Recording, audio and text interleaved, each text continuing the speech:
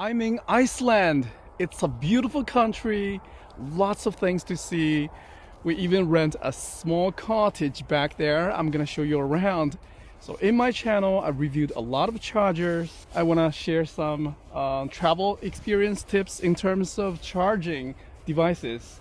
There are two main things you need to know. First of all, the plug size is completely different than what we have in the US.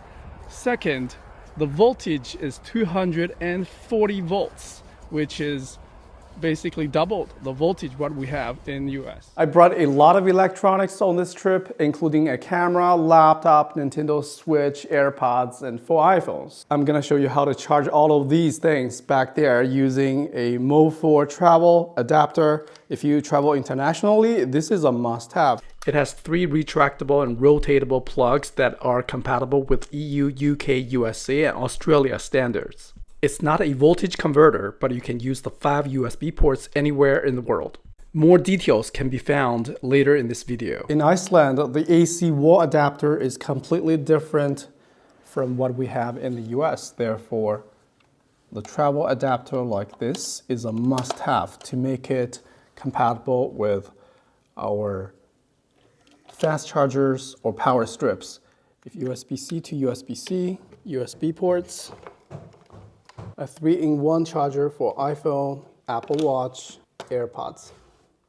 I also connected an action camera, Sony camera, Beats active noise cancelling headphones. The total USB power output of this travel adapter is 28 watts. In order to charge laptops faster, I connected a 67 watts USB charger with 3 ports, 2 USB-C, 1 USB-A.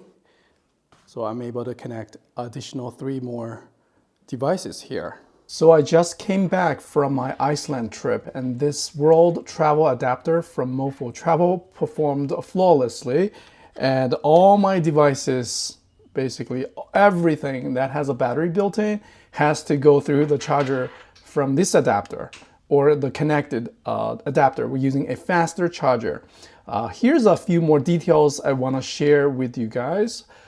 First of all, I want to emphasize it is not a travel voltage converter. It does not convert the 110 volts and change it to 240 volts or vice versa. So keep that in mind because it is just a simple pass-through and just changing the adapter size. You depress this button to retract the plug, or simply press this button to deploy the plug from the UK, and then it got locked in. You have to depress it again to retract it. When it's in the US mode, you can rotate it, these 2 pins, to change it to the Australia style. Okay, and press button again to retract. So it's very compact with all these cable removed. It doesn't take much space, and it also comes with a carrying pouch, which I actually don't use. There's a user manual in there. It fits in the pocket without all these cables. It's great for charging small electronics, but if you, in terms of coming back to the voltage topic, if you have these recent advanced chargers from Apple or your phone chargers, just keep in mind and read the label. If it says it is compatible, the input is, let me zoom in. If it says the input is 100 volts to 240 volts, you can safely use this kind of charger anywhere in the world, right? So let's say if you're from UK and you come to the US and you deploy this US plug, plug it in. It does not consume any power when it's plugged in. The USB circuitry is pretty efficient. Okay, I'm not seeing any voltage consumption here. And you can plug in anything that says which is compatible within that range, including this type of LED lamp.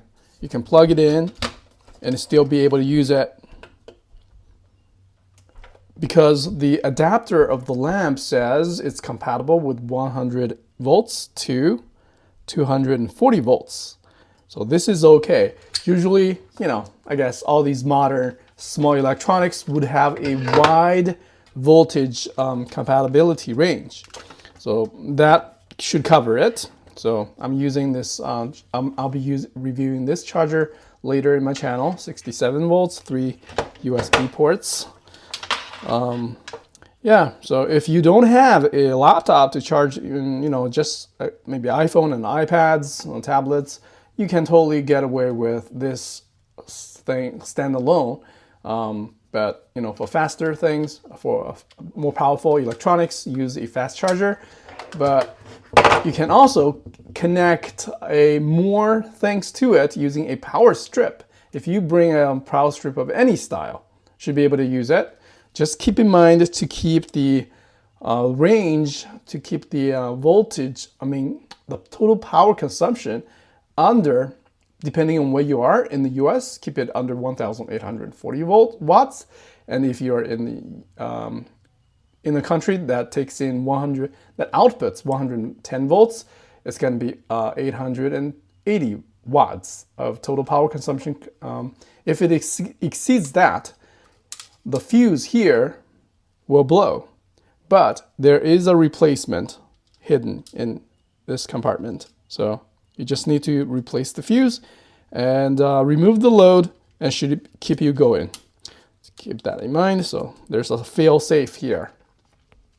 Okay, I guess that is everything you need to know about this travel charging adapter. I feel like it's very well designed. Yeah, well, there's something I want to add in terms of the voltage converter. So voltage converter will be a much bigger device, be heavier, cannot be this compact.